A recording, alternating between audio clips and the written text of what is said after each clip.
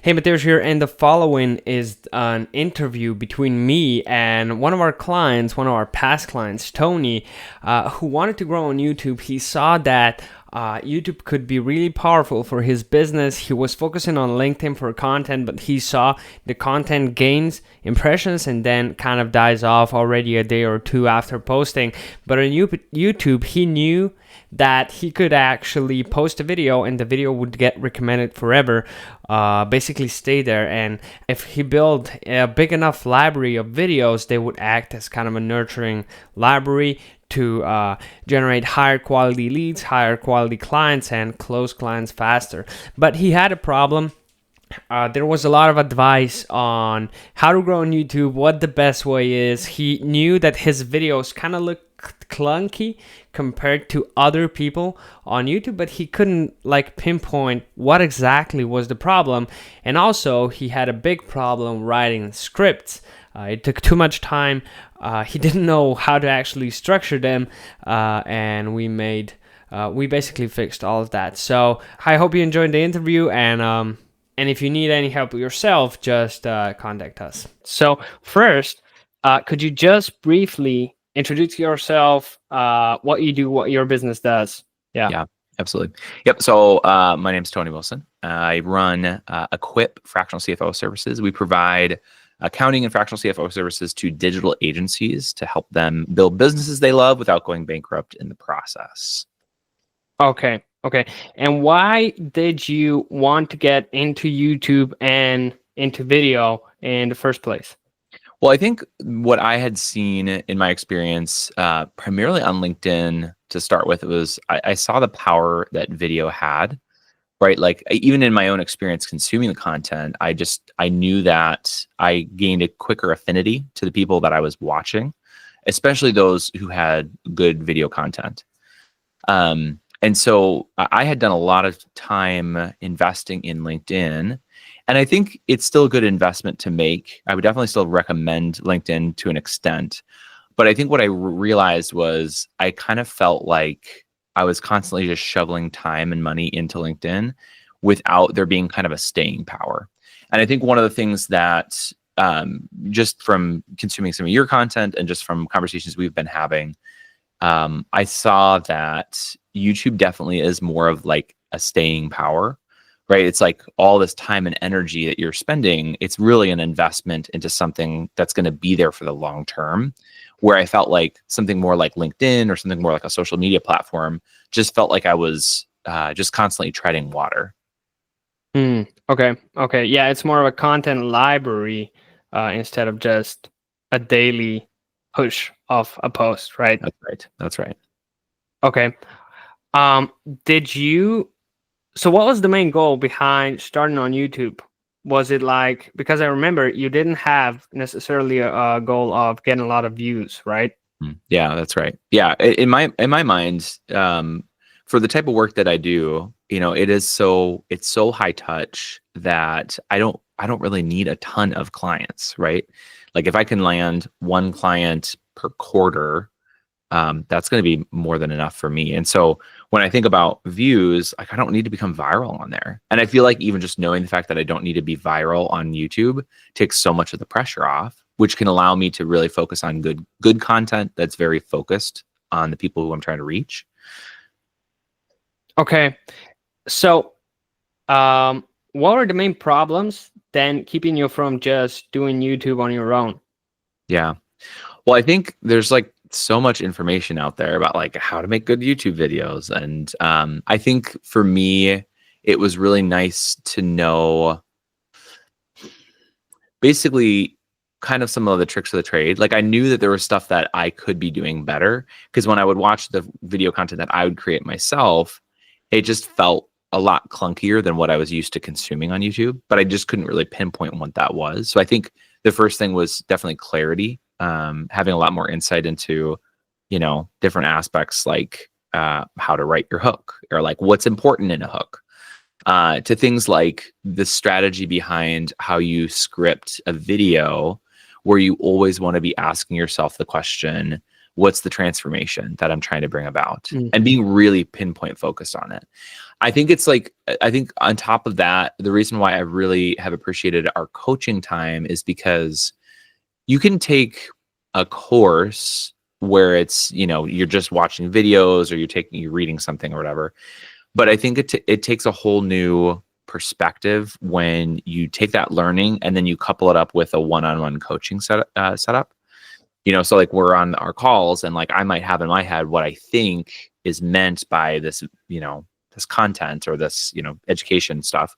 But then when you're actually able to help me say, all right, but for this specific video, this is what this means. That was super helpful. I was like, oh, a lot more light bulb moments for me for that. Okay. Would you say the progress was faster than trying to learn it on your own and the courses For and sure. everything? 100%. Yeah. Even within the first couple of sessions, I was like, oh, this is really helpful. I think, the other great thing too about coaching, and specifically coaching with you, is that because there's this kind of like weekly rhythm and cadence, it's always top of mind. And I'm like, oh shoot, like I've got my session coming up. Like I need to make progress on this.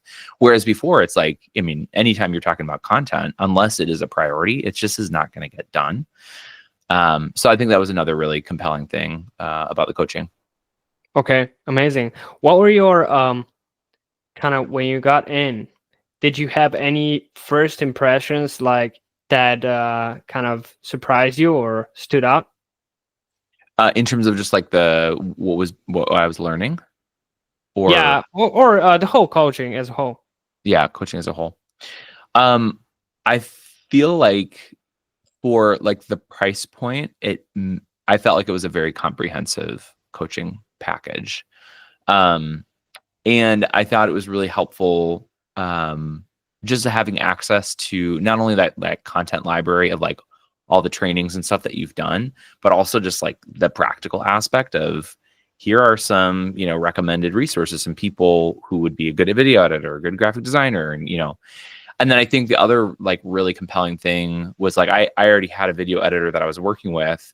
I thought it was really helpful that you had also some like ancillary educational content that could be used specifically for those people. Because I think, if I think about people who would really benefit from this work and working with you, these are going to be people who have probably dabbled a little bit in this already themselves, and they might already have somebody who's doing video editing, whether it's, their friend or, somebody overseas that they've already been working with a little bit, and maybe they're just not seeing the results that they're wanting, and they just don't know how to bring it to the next level. I feel like this was kind of helpful on two fronts. It's like, one, it's like helpful for me as the brain of the video content, but then I think the next piece of it is the people who are actually like doing the day-to-day work, the video editing and graphic design. It was really helpful to have some of those frameworks and that training for them to use as well. Okay, amazing. What would you say are the kind of 3 biggest problems that we solved over the course of the coaching, or even we worked a little bit beforehand already with other kind of packages? What were the 3 biggest things that we solved that made YouTube easier? I think the first one was really refining the messaging and kind of the why behind why I'm even doing the videos.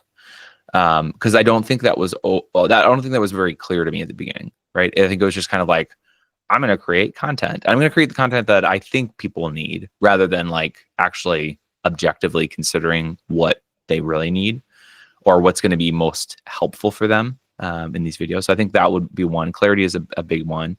I think the second big one was maybe just the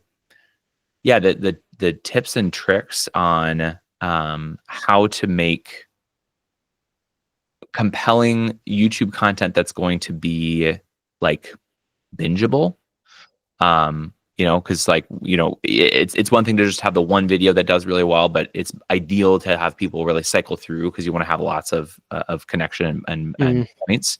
Where before, a lot of the video content I was doing kind of just felt like a lot of just standalone videos. There wasn't necessarily like a through line or a continuity point. So I think that was another piece. And then, like I mentioned before, maybe the third piece was just really valuable in helping to just level up the whole team, not just me and my brain and how I'm thinking about it, but also just like my video editor. That was really helpful for me. Okay, amazing. Um, what would you say, like, what advice would you give to yourself if you were on the fence of signing up to this coaching again, knowing what you know now, knowing what's in the program? Yeah. Well, I would say to start with, I would say it's kind of a no-brainer, like certainly from a price point perspective and like what's included, it's a no-brainer. Like I would just say go for it. And then I would say to really like give yourself the time to it doesn't even take that much time, but I think just like continue to make it a priority to get the most out of the time that you have in the coaching for sure. But yeah, I think between the price point and like what's covered and just that weekly cadence, like, yeah, I would say it's going to be really beneficial to do that, just to kind of have more of a brain about you, about what is helpful, what makes for really good YouTube content, and like how you actually do really good YouTube content. Okay, amazing. Yeah, I think that's all for me. Cool. So, do you want to add anything, or no? It's been great. I think I know that another thing I really appreciate about you and working with you is like you're also super responsive. You know, I'm on Slack all the time, and so it's just nice to know that, you know, if I've got a question or something has come up, you're always there, and you've done a really great job too about being very proactive about like, hey, we're coming up with new content, and you know, and being very responsive. Like if I have something that feels like a roadblock, even if you don't have the content ready or the educational material written yet, like it's always a priority to create the new stuff. So I think, yeah, it's been really great working with you. Amazing. Thank you.